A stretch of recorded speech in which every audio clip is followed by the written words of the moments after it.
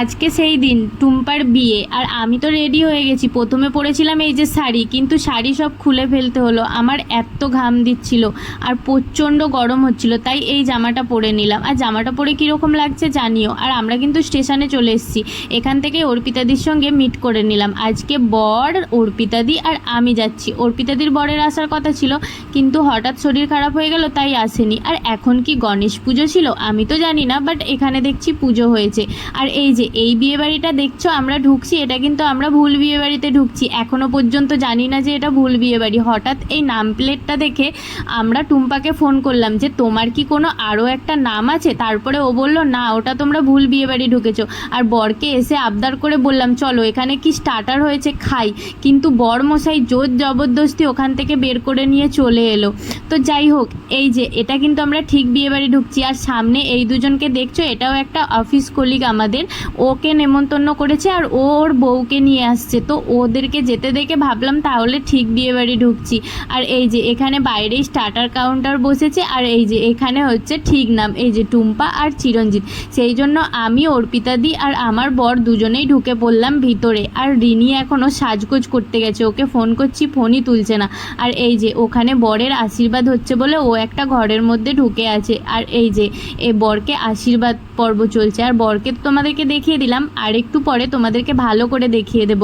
আর এই যে রিনি এখানে সাজগোজ করে মাত্র এলো, আর ওকে কিন্তু খুব সুন্দর লাগছে, আর অর্পিতাদিকেও খুব সুন্দর লাগছে। তারপরে আমি একটু আমার বরের সঙ্গে ভিডিও বানিয়ে নিলাম ঢং করে।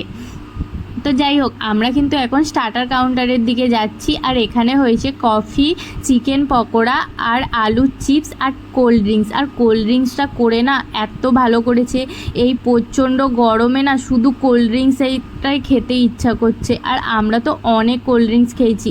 এই যে সবাই মিলে আমরা এখন চিকেন পকোড়া খাচ্ছি, দেখতেই পাচ্ছ। চারজনে মিলে আমরা কিন্তু খাওয়া শুরু করে দিয়েছি, আর আমরা খেতে লাগলে খাওয়া শেষ হয় না। আর এখানে অর্পিতাদি তো আবার চিকেন পকোড়া ছিল।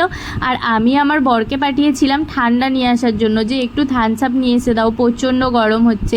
আর সেই দিন কিন্তু গরমের জন্য প্রচুর থামস আপ খেয়েছি। আর এখানে বর এসে বলছে তোমরা আবার খাচ্ছ, কত খায়। তো যাই হোক, আমার থামস আপটা অর্পিতাদিকে দিয়ে দিয়েছে, সেই জন্য আমি একটু কান্না করছিলাম। আর এই যে আশীর্বাদ পর্ব শেষ হয়ে যেতে ও কিন্তু এখানে এসে বসলো। আর এই যে বর কিন্তু বরের জায়গায় বসেছে, দুজনকেই দেখিয়ে দিলাম, দুজনকে কীরকম লাগছে জানিও। তারপরে আবার কোল্ড ড্রিঙ্কস নিয়ে সবাই মিলে চেস করে খেতে আরম্ভ করে দিলাম। তারপরে আর কি আমরা কিন্তু খেতে বসে গেছি, কারণ আমরা যে যার বাড়ি চলে যাব। আর এখন প্রায় 9টা, 9:30 বেজে গেছে, তাই বর তাড়া দিচ্ছিল চলো চলো বাড়ি যেতে হবে। আমি তো মনে মনে ভাবছি বর সঙ্গে আছে, চিন্তা কি। আর এই যে খাবার মেনু, তোমরা একটু পজ করে মেনুটা দেখে নিও। কিন্তু আমরা চিন্তা না করলে কি হবে, আমার বর টেনশান করছিল কি করে বাড়ি যাবে, লাস্ট ট্রেনটা যদি মিস হয়ে যায়, সেই জন্য ও তাড়া দিতে আমরা সবাই খেতে বসে পড়েছিলাম। ওইদিকে রিনি আর অর্পিতাদি বসেছিল, আর এইদিকে আমি আর আমার বর বসেছিল। তারপরে আর কি পিছন দিকে ওই যে অফিস কালিগ আর ওর ওয়াইফ বসেছিল, ওদেরকে বললাম একটু আমার ক্যামেরাতে হাই করে দাও তোমরা, ওদেরকেও আমার ভ্লগে একটু নিয়ে নিলাম।